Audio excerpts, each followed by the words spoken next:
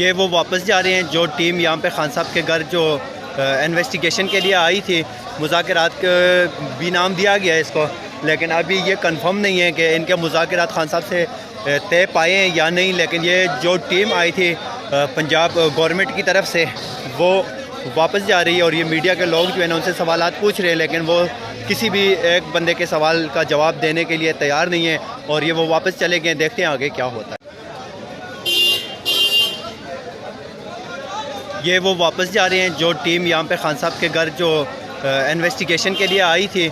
मुज़ाकरात भी नाम दिया गया है इसको, लेकिन अभी ये कंफर्म नहीं है कि इनके मुज़ाकरात खान साहब से तय पाए हैं या नहीं। लेकिन ये जो टीम आई थी पंजाब गवर्नमेंट की तरफ से, वो वापस जा रही है और ये मीडिया के लोग जो है ना उनसे सवालात पूछ रहे हैं, लेकिन वो किसी भी एक बंदे के सवाल का जवाब देने के लिए तैयार नहीं है और ये वो वापस चले गए। देखते हैं आगे क्या होता है।